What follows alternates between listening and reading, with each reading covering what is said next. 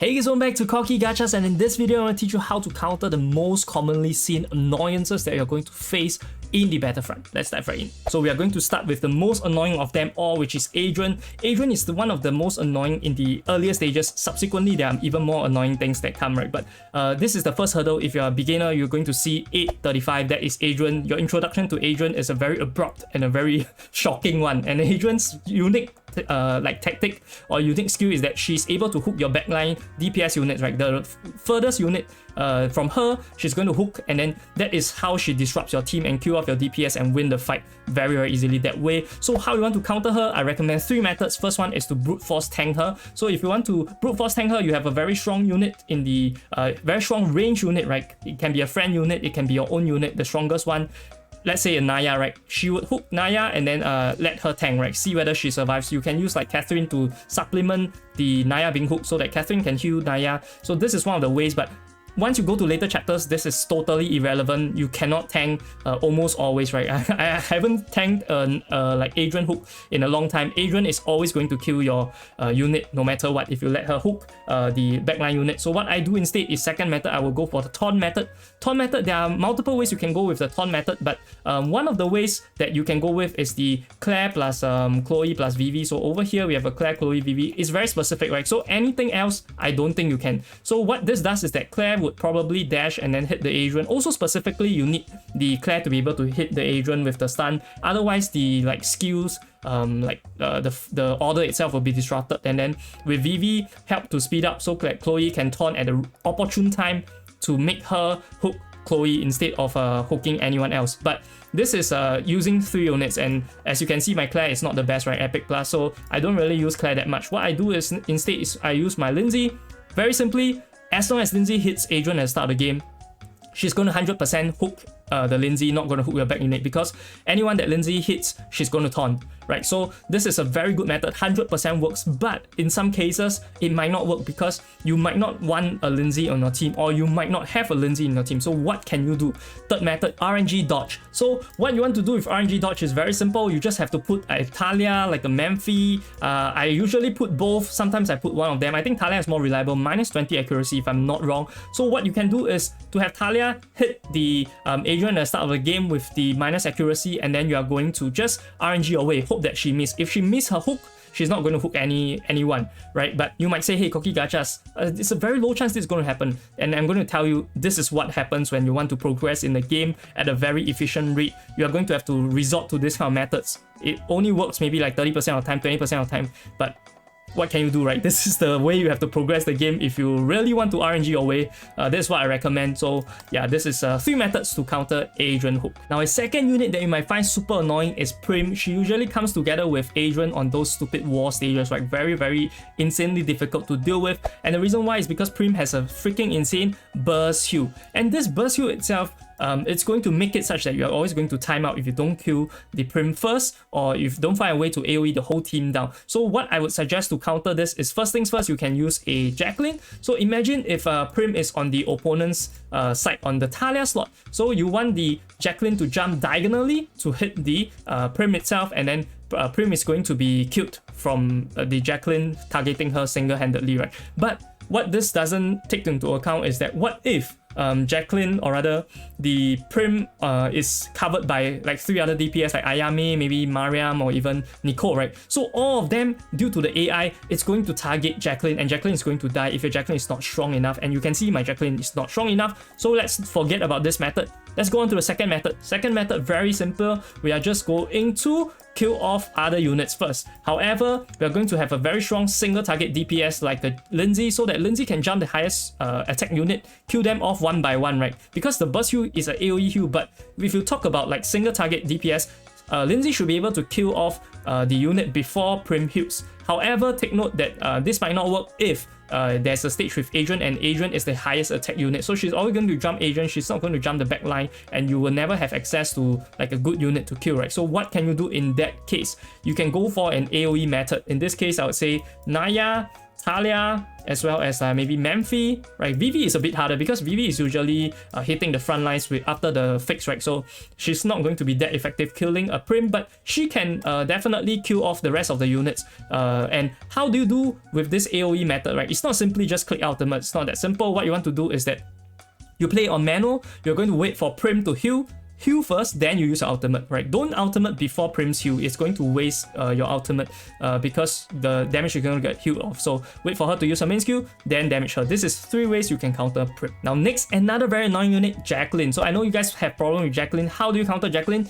Very simple, right? Last time I used to be very troubled by Jacqueline, but after I realized this method, very easy. Just put a tank at the back to tank her, right? And then use a tank in the front. So I'm going to run a triple tank or double tank 1 healer method. And you can do something like this. You can put Petra, it's really up to you. Just have something at the back to tank her, and most preferably you want to use Chloe because Chloe is fairy type, right? But Claire is also not bad, and it can also help to like alleviate the problem of Claire diving into tank damage and dying, right? Because Jacqueline is going to jump her and she's not going to dive. She's going to focus her efforts on Jacqueline, and then they are going to 1v1 to the death of time, right? Who knows when they are going to finish their battle, but don't really care. This is how we counter Jacqueline. Just have a tank her, and then have like other DPS units over here. Very simple, very easy. Let's move on. Okay, so next we have Dora. Dora is also very strong. She can 1-hit KO or 2-hit KO you with a sub skill plus main skill combo. And main skill usually 1-hit KO you if she's below 40% or 30% HP, if I'm not wrong. Very, very strong in Battlefront. So how do you want to counter her? Usually the method that you want to counter her with is very simple. You just line her up with a tank. So imagine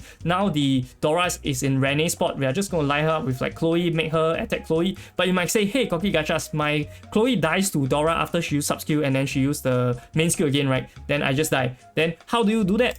How do you sustain it? Use multiple healers. So what I like to do is I like to use Jiho also. Even at Epic, she's very strong. So I use Jiho plus Catherine, and this trio is able to sustain herself against Dora. Even with Rene, you can still sustain with this trio itself. And then if you really don't have, you can use Clara also like over here. But the good thing about Jiho is that Jiho is able to single target the lowest HP unit. So this is why I really like her.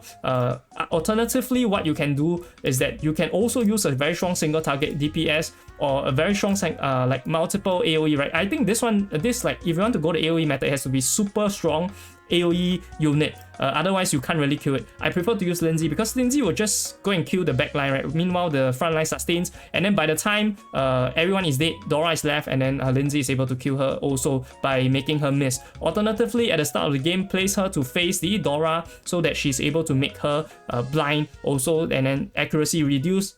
You can sustain this way, right? Instead of adding another healer. So that's why I recommend to counter Dora. Now, next we have Catherine. Catherine is the god of healers, god of invincibility, very, very strong in Battlefront, and for one reason, you're not going to notice it as much in earlier chapters, but in later chapters, DPS checks are a thing, and they like to, I don't know why, I know why they want you to spend money, but they like to put multiple healers, multiple tanks in one Battlefront and make you time out this way. So with Catherine, super OP invincibility, how do you counter it? Simple, manual play. So you just have to manual play, wait for her circle to disappear, and that's when she doesn't have invisibility anymore. That's when you use your skills, right? If you use your skills during that, for instance, if you have a VV out, you are playing on auto, you Talia out, playing on auto, if she just nice have the circle of invincibility out, all your spells are going to be wasted, and then you're going to time out 100%. So play on manual and you should be fine. Now last on our annoying list is Mariam, and a lot of you might be surprised how come I include Mariam, and that is because you haven't faced a really strong Mariam in later chapters. This is going to be something you need to know or you want to know. There are multiple ways Mariam can delete your team, and one of those ways is by her main skill having 7 stacks. So how Mariam's skills works is that once she has 7 stacks of her bullets, right, she's going to definitely land a crit hit, and this crit hit at later chapters is a 1-hit KO. I have a Chloe at max HP, level 160, 1-hit KO because she dealt 1 million damage or 700k damage to me instantly. So how do we counter that? So first method, I would say kill her before she kills you, right? Very easy. If you use Lindsay, she's going to likely jump to the backline, and you pray that it's Mariam. And if she jumps Mariam, then you should have a safe way of killing Mariam. But you might be saying, hey, Koki Gachas, where is this luck coming from, right? How can it be every time Mariam is the highest attack unit? And you are right. So how do we counter her? Second way, I like to use an AoE method. You can use something like a Naya, right? Or you can use something that deals AoE damage to the backline, right? I don't care what it is. with sub skills. If you have a unit with sub skills that can do damage to the backline unit, you are going to have a good time. Why? Because there is a theory or concept, I would call it mana pumping. Okay, I don't know if this is term people are going to use, but this is what I'm going to use. I define it, right? Mana pumping, meaning all units in the game in Eversoul, they are going to take once they take damage, they are going to gain mana gauge also. So technically, right, to make her out before 7 stacks, you just need to pump her mana up enough by dealing enough damage to her before she uses her main skills. And this is a very relevant, and you are able to do it with multiple ways. You can use a VV to line it up such that she use her main skill and then hit the Mariam before she uses her main skills, and then she's going to always use her main skill at 4 stacks. I remember it's 4 stacks or 6 stacks. As long as it's not 7 stacks, you have a chance of surviving, and that is how you counter her, by mana pumping her to the max. Of course, as important as knowing how to counter these units are, right, you also need to have a bit of a knowledge on formations. I know that everyone understands how formation works, right? Or even if you don't really know, you're a true beginner, this is a good lesson for you. So basic formation, defense formation, range formation, assault formation. You can see the different stats buff over here, but what are their significance, right, outside of the stats buff? So we all know that going basic formation, units in the front are going to have more HP defense. So you just put your tanks in front, you put your attack units behind, right? Then if you want more defensive, you go this one. If you want to have more attack on the back row, you go for that. And you want a solo tank, that's what you go for. Assault for solo carry. However, what you don't know is that, or you might not know, is that some of you might know, is that this formation is not just for stats purposes. I use it more than for stats purposes. I use it to make my units walk in a certain way. So when this is an auto battler game, right? So when two teams come together, they are going to walk in a certain way due to their various formations, right? How they interact with each other. So if you are in the assault formation and you have a Jacqueline on this, like over here, she is always going to jump this way. She's never going to jump this way. This is something that you need to know. And having a Jacqueline in the assault formation is good because it gives her a lot of attack so that she can kill off the back unit very fast, but she can only do it this way. So if you really want her to jump the other way, you have to force it to defense formation and go this way. So you can jump this way, right? And another one that you need to understand is that when you do this range formation, right, this is good when you want to have a solo tank. But what does solo tank exactly mean, right? It's not just about the stats. When the units are in the back row versus Chloe in the front row, right, Chloe is going to take the majority of the brunt of the attacks because she's going to interact with the units first. So even if you have a Catherine over here, right, let's say she's going to walk, but she's going to take less damage. So how is this useful? Imagine if you're in the basic formation and there is a Dora here, or there's like Dora Rene, and no matter how you switch, you cannot kill the Dora or the Rene before they delete your Catherine. What you want to do is to move Catherine to the back line so that you can have someone else to tank with her. If really you still can't make it happen, go to the range formation, right? Have Chloe solo tank, and this way Chloe is going to get enough HP to tank everyone. And there is also one good way to do this defensive method. So sometimes you might see that, okay, if I'm in this position, right, technically you look at this, right, 9%, 9%, you might say, hey, Cocky Gachas, these two units have 9% HP and 9% defense. If I change it to defense formation, they're only going to get 6% HP and 6% defense. How is this better as a defensive format? And the reason why is because this, when you put in this formation itself, these two units, right, they are going to prioritize attacking this unit instead of this unit and this unit. So you can split the firepower this way, and some stages you do need to do this, and this is what I call co-tanking or split tanking. So you have someone tank on this slot first, and then later Chloe is going to taunt the unit to the other slots, and then they are going to split tank this way. This is especially good if your units or your tanks are under leveled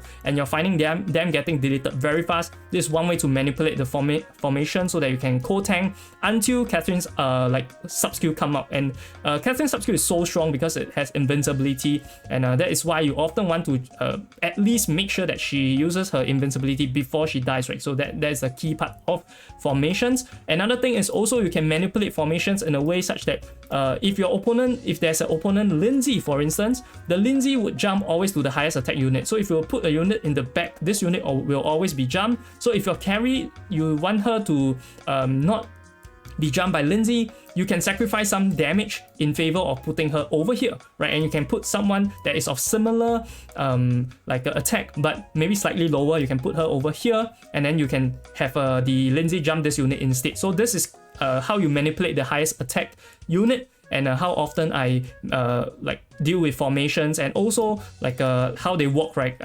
There's a lot of combinations. I don't think I can cover everything in this video, so definitely experiment for yourself. I prefer to use formations to manipulate how the units interact, so definitely check that out. And that about does it for this video on how to counter most of the annoyances that you find or see in Battlefront, as well as a little bit of the bonus on the formations. Of course, this is not naturally enough for you because you also want to learn how to approach the stages, which is definitely why you want to check out this video over here, where I go through in detail how I go approach these stages, as well as giving some case studies so you can see some real life footages on how to clear stages, especially the ones that are very difficult. I'll see you guys over there. It's Corky Gachas signing off.